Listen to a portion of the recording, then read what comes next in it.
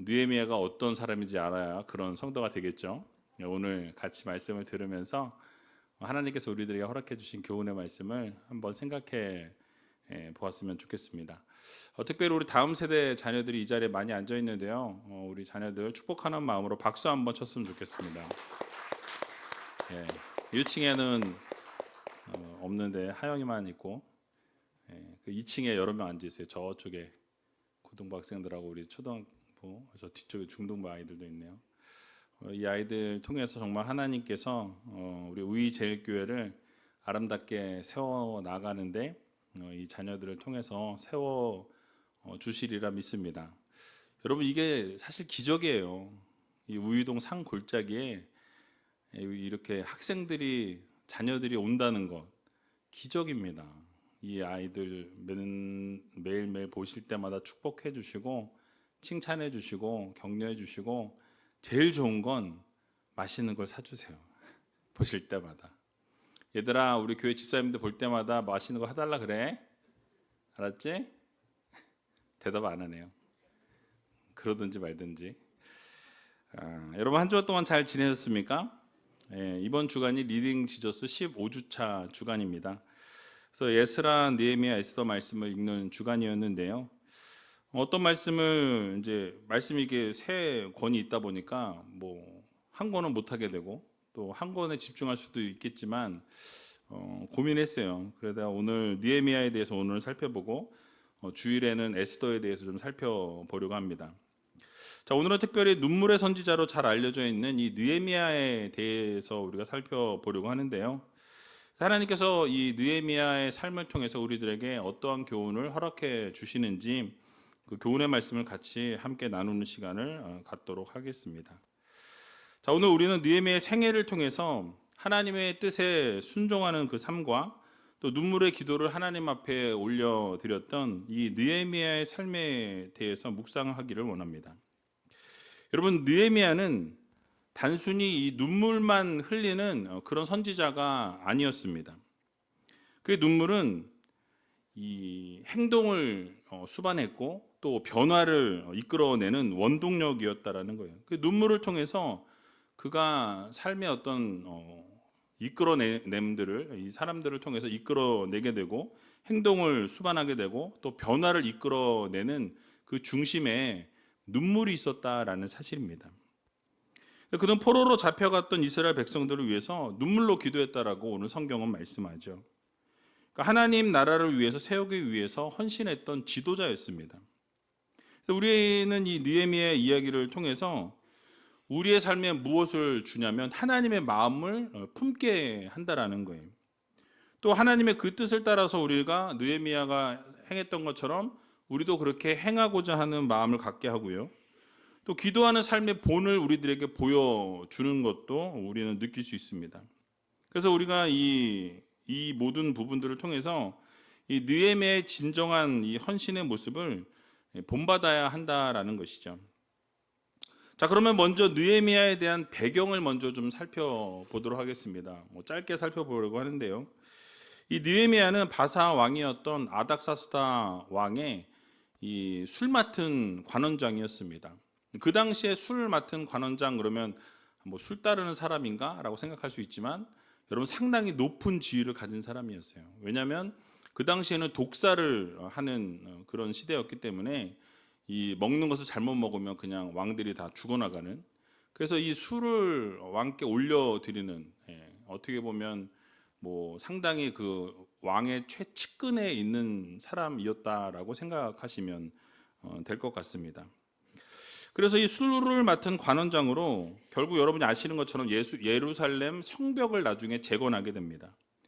그리고 백성들이 말씀을 깨달을 수 있도록 이끌어 줌과 동시에 또 모든 이스라엘을 개혁하는 개혁 운동까지도 일으켰던 사람이 바로 이 느헤미야였다라는 거예요. 그래서 어느 날 느헤미야가 고국 예루살렘에 대한 좋지 않은 이 소식을 듣게 되었다라고 말씀합니다. 어떤 소식이었습니까? 오늘 본문 1장 3절에 보니까 이렇게 말씀하죠. 같이 한번 3절 말씀 읽어보도록 하겠습니다. 저희가 내게 이르되 사로잡힘을 면하고 남은 자가 그 도에서 큰 환난을 만나고 능욕을 받으며 예루살렘은 회파되고 성문들은 소화되었다 하는지라. 아멘. 예루살렘으로 이제 귀환했던 모든 이 이스라엘 자손들이 상당히 열악한 상황과 환경 가운데 노출되어 있었다라는 것을 이야기해주는 본문이 바로 이 3절의 말씀입니다. 그러니까 주변에 많은 적들로부터 핍박과 조롱을 받고 있었다라고 말씀하고 있고요. 또 예루살렘의 이 성은 회파된 채로 그대로 방치되어 있었다라고 말씀하고 있어요. 성문들 역시도 불탄 이후로 그대로 다시 세우지 못한 상황 가운데 놓여 있었다라는 것이죠. 여러분, 성벽과 성문이 없으면 적들이 쳐들어오게 되었을 때 어떻게 되겠습니까? 그냥 다 공격을 다 받아낼 수밖에 없는 그런 상황에 놓여 있었던 거예요. 이런 고국에 대한 좋지 않은 소식을 듣게 되었을 때 느헤미야의 마음은 무거워지게 됩니다. 무너졌다라는 거예요. 그래서 1장 4절을 보게 되니까 이렇게 말씀합니다. 같이 한번 4절 말씀 읽어보도록 하겠습니다. 내가 이 말을 듣고 앉아서 울고 수일 동안 슬퍼하며 하늘의 하나님 앞에 금식하며 기도하여. 아멘.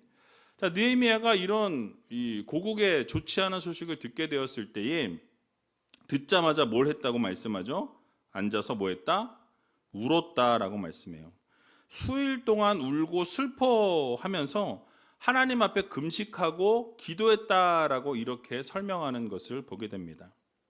예루살렘의 성벽이 무너지고 성문이 다 불타서 황폐해졌다라는 소식은 여러분 단순한 정보가 아니라 그의 영혼을 찌르는 그런 현실이었다라는 거예요. 그 말을 들었을 때 마음이 찢어지는 그 고통을 느꼈습니다. 나의 민족이 그렇게 고통받고 있고 나의 사랑하는 백성들이 지금 어떻게 되어 있어요? 많은 사람들로부터 조롱을 받고 공격을 당하고 어려움 가운데 처해 있는 그 상황에 노출되어 있었다라는 거예요. 그러니까 이 눈물을 흘렸다라고 말씀하는데 이 눈물은 단순한 감정의 표현이 아니라는 거죠. 바로 하나님 앞에서 민족의 죄를 고백하면서 자신을 포함한 모든 백성들을 대신해서 회개의 기도를 올려드렸던 것입니다. 그래서 이 느헤미야의 슬픔은 민족을 향한 하나님의 마음을 품은 선지자의 눈물이었어요. 그냥 눈물이 아니었다라는 거죠. 정말 안타까워하는 하나님의 그 마음이 느헤미야의 마음과 일치했다라는 거예요. 얼마나 하나님 앞에서 울고 또 울었으면 여러분 아는 것처럼 그를 눈물의 선지자라고 이렇게 별칭을 지었겠습니까? 여러분 이 모습을 우리가 생각하면서 깨달아야 될 것이 무엇입니까? 바로 우리도 느헤미야처럼 한국의 교회들과 이 나라 이 민족을 위해서 기도해야 한다라는 거예요. 금요 성령 집회 때마다 우리가 기도하는 순서가 정해져 있지 않습니까? 우리가 늘 회개 기도를 해서 우리를 정결하게 한 이후에 나라와 민족을 위해서 가장 먼저 기도하잖아요. 이 나라의 민족이 여러분 어떻습니까? 지금 너무나 혼란하고 너무나 딱 나뉘어져 있고 문제가 너무나 많은 나라라는 거예요. 여러분 좋지 않은 상황들 가운데서 교회가 기도해야 한다라는 거예요. 근데 교회들이 기도하기보다는 정치에 앞장서려고 하고 어떻게 하면 힘 겨루기를 하려고 힘을 이렇게 쓰는 그런 교회들이 심심치 않게 일어나고 있는 것을 보게 되죠. 이런 상황 가운데서 우리가 해야 될 것이 여러분 무엇입니까? 기도해야 한다라는 거예요. 눈물로 하나님 앞에 호소하고 눈물로 이 백성들을 불쌍히 여겨달라고 긍휼을 베풀어 주시라고 자비를 베풀어 주시라고 하나님 앞에 간절히 간구하는 믿음의 백성들이 다 되시기 바랍니다. 그래서 우리의 눈물이 하나님의 마음을 이해하고 또 그 뜻에 반응하는 첫 걸음이 되어야 한다라는 것입니다. 그래서 우리가 하나님 앞에 눈물로 기도하면 하나님이 어떻게 하세요? 여러분들의 눈물을 외면치 않으신다라는 거예요. 나라와 민족을 위해서 눈물을 흘리는 여러분들의 그 기도를 하나님께서 들으시고 반드시 응답해 주신다라는 것을 여러분들 모두 기억하시기 바랍니다. 생각나실 때마다 교회를 위해서 기도해 주시고 또 지도자들을 위해서 기도해 주시고 이 나라와 민족을 위해서 기도하시고 여러분들의 기도 제목을 위해서 기도하고 다음 세대를 위해서 기도할 때 하나님께서 그 기도를 다 들어서 응답해 주신다라는 것을 여러분들 모두 마음 깊이 새기시기 바랍니다. 그러므로 우리의 기도가 절대로 땅에 떨어짐이 없이 하나님 앞에 상달되어서 언젠가는 하나님께서 그 기도에 반드시 응답해 주신다라는 이 사실을 여러분 모두 믿으시고 오늘 이 밤에도 하나님 앞에 부르짖고 눈물로 기도하며 나아갈 수 있는 귀한 우이지엘 교회 모든 성도님들이 다 되시길 주님의 이름으로 간절히 축원드립니다. 자, 그런데 중요한 게 뭐냐면 이 느헤미야가 눈물 흘리면서 기도하는 것에서 그 멈추지 않았다라는 거예요. 눈물 한번 찔끔 흘리고 기도 끝, 이게 아니었다라는 거예요. 이 눈물을 막 흘리면서 기도했을 뿐만 아니라 정말 하나님 앞에 간절하게 부르짖고 간절하게 금식하면서 기도했다라고 오늘 본문은 말씀하는 것을 보게 되죠. 그러니까 하나님 앞에 모든 것을 하면서 나아갈 때 기도를 놓치지 않았다라는 사실이에요. 그래서 이 느헤미야의 기도는 단순히 문제를 해결하려는 간청이 아니라 하나님의 언약을 붙들고 또 하나님의 뜻을 묻는 기도였다라는 것입니다. 느헤미야는 자기 민족의 죄와 자신의 죄를 철저하게 회개하면서 하나님의 긍휼을 구했고 하나님의 자비를 구했고 하나님의 약속을 붙들면서 하나님 앞에 간절히 간구하며 기도했다라는 거예요. 그러니까 느헤미야의 기도는 그 자신의 믿음을 증명하는 행동이 수반된 기도였다라는 거죠. 그냥 기도 한번 뚝 하고 끝나는 것이 아니라 그 기도에 자신의 어떤 삶이 묻어나는, 그 기도에 그 자신의 모든 것을 녹여내어서 하나님 앞에 간절히 기도하는 그런 기도하는 모습을 가지고 있다라는 거죠. 그래서 하나님께서 주신 비전과 방향을 기다렸고 또 왕에게 자신의 요청을 전달할 때에도 철저하게 기도로 준비하고 왕에게 나아갔다라는 거예요. 그래서 결국 왕의 마음이 움직여지게 되지 않았습니까? 그래서 어떻게 되었어요? 고국으로 돌아가서 성벽을 재건할 수 있도록 허락을 받게 되는 것을 우리가 보게 되죠.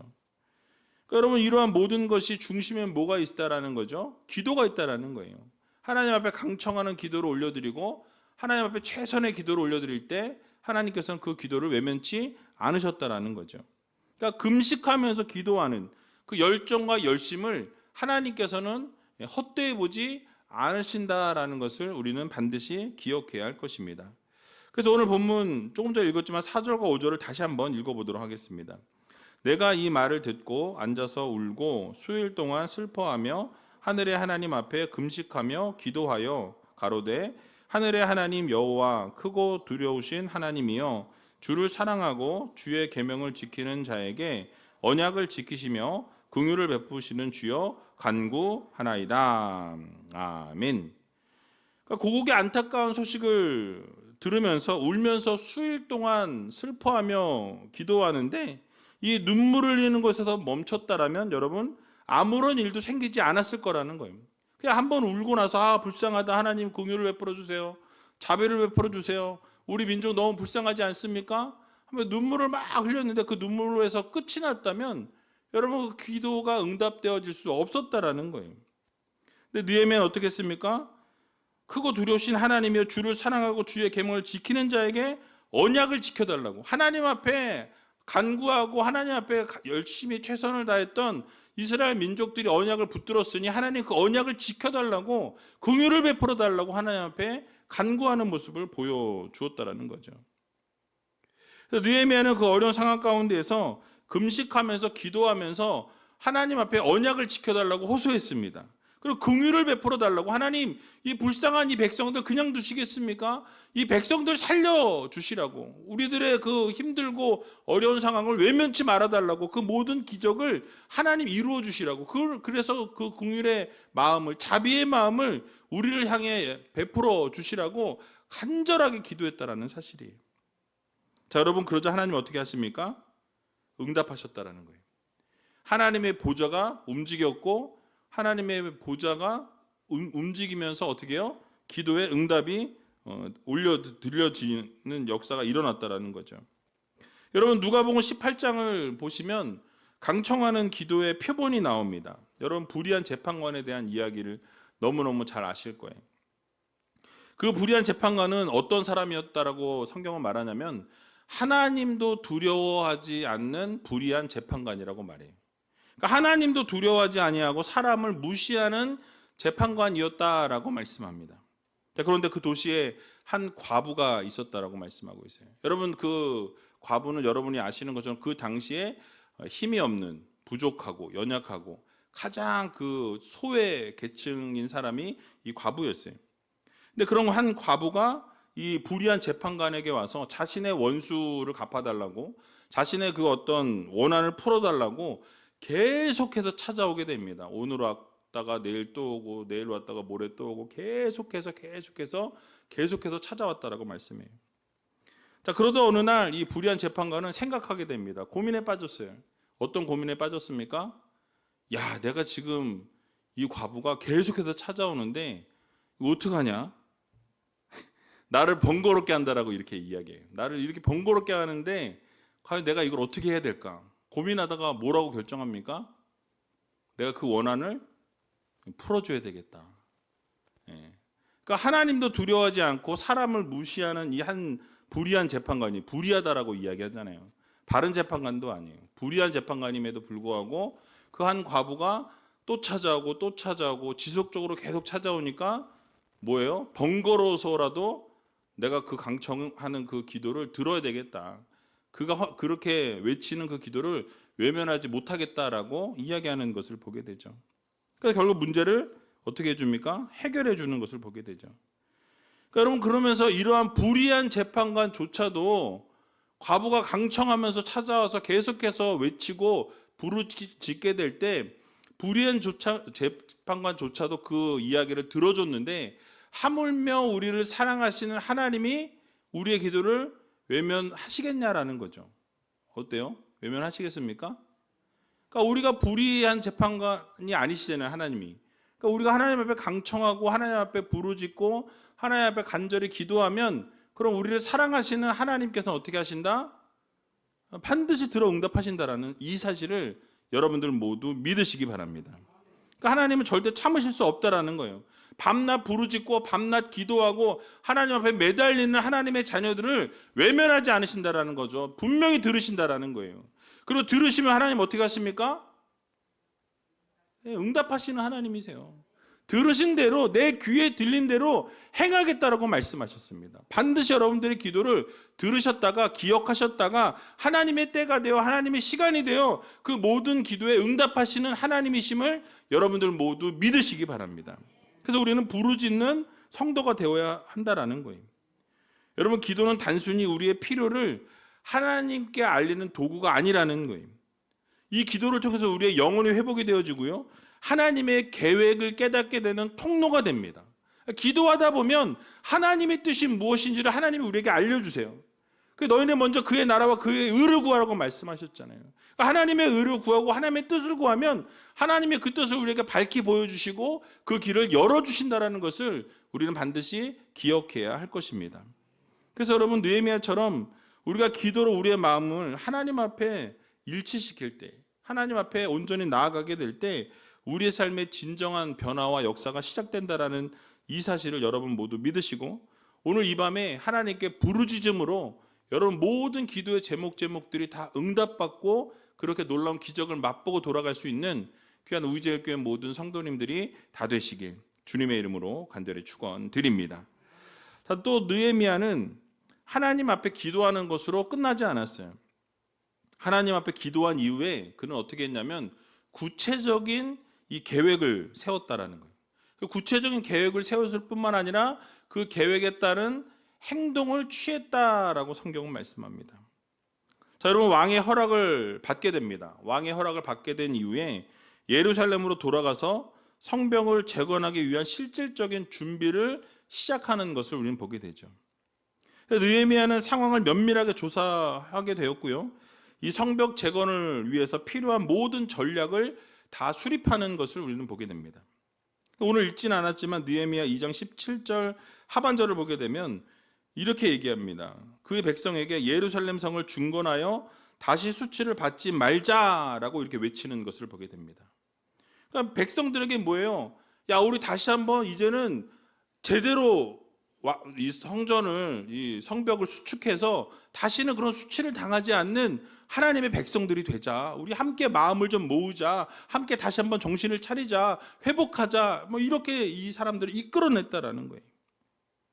그의 마음을 일깨웠다라는 거죠. 단순한 명령을 하고 단순한 통제로 이스라엘 백성들을 이끌었던 것이 아니라 비전을 제시한 거예요. 앞으로 이렇게 해서 우리가 아름다운 성전을 이루고 성벽을 바르게 세워서 이스라엘을 다시 한번 회복시키자라는 어떤 비전을 제시했다라는 거죠. 그리고 그들이 함께 참여할 수 있도록 격려하고 그리고 이끌어내는 리더십을 보였다라는 사실입니다. 그래서 함께 공감할 수 있도록 이끌어주면서 마음을 하나로 모았다라는 거예요. 여러분, 사실 이 쭉 느헤미야 말씀 읽어보면 예루살렘 이 성벽을 건축하는 것이 쉬운 일이 아니었습니다. 그런 재건의 과정이 외부의 적들도 있었고 내부의 적들도 있었어요. 여러분이 잘 읽어보시면 아시겠지만 이 산발락과 도비아 같은 사람 때문에 어떻게 해요? 계속해서 이 성벽을 재건하는 일이 딜레이 되는 것을 보게 되죠. 외부의 반대자들을 통해서 끊임없이 방해를 했고, 내부에는 어떻습니까? 백성들이 계속해서 불평하고 피로가 누적되는 것을 우리가 보게 됩니다. 계속 그런 것들이 이어졌다라는 거예요.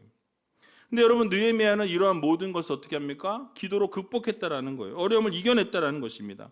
그리고 백성들을 계속해서 격려하면서 결국에는 성벽 재건을 완전하게 완벽하게 이루어내는 것을 우리는 보게 된다라는 거예요. 여러분, 결국 느헤미야의 행동하는 이 믿음은 오늘을 살아가는 우리들에게도 큰 도전을 준다라는 것이죠. 여러분, 믿음은 단순한 어떤 이러한 마음에 머무르는 게 아니라 우리 이 삶 속에서 실천이 동반되어 져야 한다라는 거예요. 그러니까 하나님 앞에 간절히 기도하는 것까지는 좋아요. 근데 기도하고 하나님 아시죠? 하나님이 알아서 하세요 하고 땡 하고 멈추면 어떻게 되어집니까? 기도가 이루어질 수 없다라는 거예요. 하나님 앞에 기도했으면, 간구했으면 우리가 할 수 있는 최선의 것을 또 하나님 앞에 올려드리는 그러한 열정과 열심의 모습이 있어야 된다라는 거죠. 그러니까 예를 들어서 뭐 시험을 이제 치르는데 뭐 열심히 기도했어요. 생각나게 해주시고 시험 잘 치르게 해주세요. 기도 딱 하고 나서 공부를 안 해요. 그리고 시험을 하나님 찍는 것마다 은혜가 있게 하소서, 다 맞게 하소서 이러면서 막 다 찍어요. 정말 다 맞으면 좋겠지만 절대 그렇게 하나님은 그런 하나님이 아니세요. 내가 열심히 열정을 다한 그것을 받으시고 그것에 합당한 열매를 우리에게 주시는 하나님이시라는 거예요. 그러니까 기도만 드립다 한다고 성적이 올라가느냐? 그렇지 않아요. 내가 기도했으면 또 공부를 수반하는 행동이 따라야 된다는 거예요. 여러분들이 기도 제목들이 있으면 그 기도 제목도 하나님 앞에 올려드리고 내가 할 수 있는 최선의 것, 열정과 열심을 다하는 믿음의 성도들이 될 때, 이런 행동이 수반될 때 하나님께서 역사하시고 하나님이 이루신다라는 것을 여러분들 모두 믿으시기 바랍니다. 그래서 요한 1서 3장 18절을 보게 되면 이렇게 말씀하죠. 같이 한번 읽어보겠습니다. 자녀들아, 우리가 말과 혀로만 사랑하지 말고 오직 행함과 진실함으로 하자. 아멘. 그러니까 우리가 사랑한다라고 말하면서 말과 혀로만 해서는 안 된다라는 거예요. 행함과 진실함이 수반되고 동반되어야 그것이 진실한 사랑이라고 말씀하고 있는 것을 우리는 보게 됩니다. 야고보서 2장에도 여러분 잘 아시는 것처럼 뭐라고 이야기하죠? 행함이 없는 믿음은 어떤 믿음이다? 죽은 믿음이다라고 말씀하죠. 그러니까 언제나 행함이 동반된 믿음이 살아있는 진정한 믿음이라고 우리들에게 말씀해 주고 있는 것을 보게 되죠. 그러면서 뭘 예를 듭니까? 형제들이나 자매들이 헐벗어서 굶주리고 있는데 평안하라 말하고 따뜻하게 해라, 덥게 해라, 뭐 배부르게 하라, 뭐 이런 말이 소용이 있다 없다? 아무 소용이 없다라는 거예요. 여러분, 지금 내가 배고파 죽겠는데 야, 너 뭐 가서 뭐 사 먹어라, 뭐 춥냐? 그럼 따뜻하게 해라, 덥게 해라, 뭐 이런 말이 무슨 소용이 있냐라는 거예요. 뭐가 제일 소용이 있어요? 뭐니 해도 머니가 최고죠. 그러니까 먹을 수 있는 거를 제공해 주라는 거예요. 그러니까 힘든 사람에게, 어려운 사람에게 필요한 것들을 공급해 주는 그런 행동이 수반되어야 한다라는 것을 우리들에게 말씀해 주고 있는 것입니다. 그러니까 느헤미야 같이 기도했으면 이제 하나님께서 하실 일들을 기대하면서 행동으로 반드시 옮기는 그러한 모습이 필요하다라는 것을 우리들에게 말씀해 주고 있는 거예요.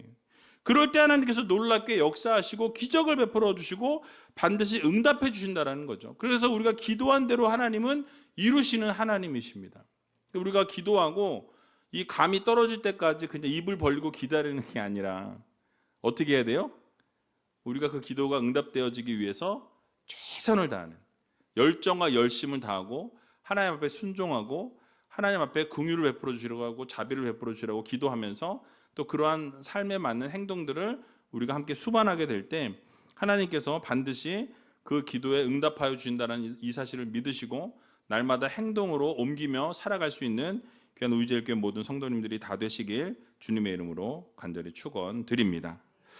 또 이제 느헤미야가 성벽을 재건한 이후에 멈추지 않은 게 있어요. 뭐냐면 그는 물리적인 성벽보다 더 중요한 것이 바로 영적인 회복이라는 걸 알았어요. 아무리 성벽을 세우고 성전을 세우고 나라를 세워도 그들의 영들이 이 영혼이 영적인 것이 회복되어지지 않으면 아무런 소용이 없다라는 것을 그는 알고 있었다라는 거죠. 그래서 에스라와 함께 백성들 앞에서 하나님의 율법을 낭독하고 백성들이 하나님 말씀 앞에서 바르게 설 수 있도록 이끌어내는 것을 우리는 성경을 읽어보니까 그렇게 하고 있는 것을 보게 되죠. 느헤미야 8장을 보게 되면 이스라엘 백성들이 율법의 말씀을 들으면서 자신의 죄를 깨닫게 되고 그들이 울며 회개했다라고 말씀해요. 그러니까 그들이 진정으로 이제 하나님의 말씀을 깨달은 거예요. 그리고 그들의 말씀을 깨달으면서 마음에 영적인 회복이 일어나기 시작합니다. 영적인 깨어짐이 일어나고 영적인 회개가 일어나고 돌이킴이 일어나고 그들이 이제 하나님 앞에서 바르게 서기로 결단하는 영적인 이런 회복이 일어나게 될 때 진정한 회복이 일어나는 것을 우리는 보게 된다라는 거예요. 여러분, 결국 느헤미야는 백성들이 하나님의 말씀을 중심으로 한 공동체가 회복되기를 원했고 그의 눈물의 기도는 결국 영적인 부흥으로 연결되어지기를 원했다라는 사실입니다. 여러분, 오늘을 살아가는 우리들의 가정, 우리들의 교회, 여러분들의 공동체 역시도 하나님의 말씀을 중심으로 한 영적인 부흥과 영적인 회복이 반드시 수반되어야 한다라는 사실이에요. 이런 말씀을 통해서 우리가 죄를 깨닫고 우리가 말씀을 통해서 죄를 깨달은 이후에 은혜를 경험하게 되죠. 근데 은혜를 경험하고 삶의 변화가 있어야 되는데 그 변화의 중심에 무엇이 있습니까? 우리가 영적으로 깨어지고 영적인 회복이 있어야 우리의 삶이 변화가 일어나는 거예요. 그냥 기도하는 것에서 멈추는 것은 변화가 일어나지 않습니다. 느헤미야처럼 하나님의 말씀을 붙들고 하나님께서 영적으로 회복하게 하실 때 우리의 삶이 완전히 회복되어지는 거예요. 진정한 부흥의 시작은 영적인 회복에서부터 시작된다라는 것을 여러분들 모두 믿으시기 바랍니다. 그래서 1907년 평양 대부흥 운동도 회개의 기도에서부터 시작되었다라고 여러분 많이 들으셨을 거예요. 그러니까 단순히 사람들의 열정만으로 이루어진 것이 아니었습니다. 하나님의 말씀을 중시하면서 하나님의 말씀으로 회개하고 또 회복하고 돌이킬 때 하나님께서 그 영적 각성을 통해서 부흥의 길로 인도해 주시는 것을 우리는 보게 된다라는 것이죠. 그래서 우리가 이 세상 살아갈 때 여러분, 우리가 하나님께서 우리의 영적인 것을 회복시키셔야만 우리의 육적인 삶들도 회복이 되어진다는 것을 기억하시기 바랍니다. 영적인 각성이 결국 영적인 부흥으로, 영적인 부흥뿐만 아니라 이 정말 모든 것이 부흥의 그 중심에는 영적인 각성과 영적인 회복이 먼저 있어야 한다는 것을 기억하시면서 우리의 눈물의 기도가 땅에 떨어짐이 없도록 오늘 이 밤에도 함께 기도하고 또 우리 영적인 회복이 일어날 수 있도록 여러분들이 최선을 다해서 기도할 수 있는 믿음의 성도님들이 다 되시기 바랍니다. 결국 느헤미야의 눈물의 기도와 행동하는 이 믿음이 결국 바탕이 되어서 결국 영적인 부흥이 일어나게 되었고요. 경험을 하게 되는 것을 보게 됩니다. 이런 모습을 통해서 우리에게 가르쳐 주는 것은 무엇이냐? 결국 이러한 느헤미야의 리더십이에요. 섬김의 리더십, 또 책임의 리더십. 그러니까 느헤미야는 단순히 기도하고 행동한 지도자가 아니라 백성들을 가르치고 백성들을 섬기고 그들의 필요를 돌본 그런 리더였다라는 거죠. 여러분, 그래서 아시는 것처럼 성벽을 재건했을 뿐만 아니라 가난한 백성들을 위해서 개혁을 이루는 것을 보게 됩니다. 느헤미야 5장을 보게 되면 그는 백성들이 경제적 어려움 속에서 고통받는 것을 보면서 부자들의 착취를 멈추게 하는 것을 보게 됩니다. 그리고 가난한 자들을 위해서 정의를 세워나가는 것을 보게 돼요. 그래서 느헤미야의 리더십은 섬김과 책임의 리더십이었다라는 거죠. 그래서 자신의 권력을 백성을 위해 사용하고 하나님의 뜻을 이루는데 헌신하는 것을 보게 됩니다. 우리의 삶에도 이런 느헤미야와 같은 리더십이 필요하다라는 거예요. 여러분, 예수님도 어땠습니까? 섬김의 리더십을 보여주신 주님이셨다라는 거예요.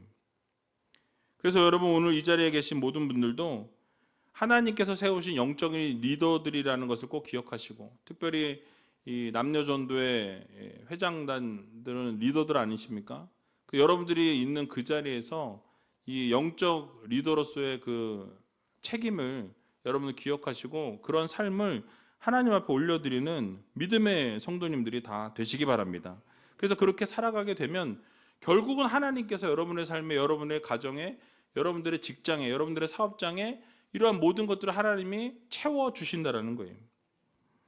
여러분, 말씀을 마치겠습니다. 느헤미야는 결국 눈물과 기도로 시작해서 행동으로 옮기는 삶을 살았다라고 말씀을 들었습니다.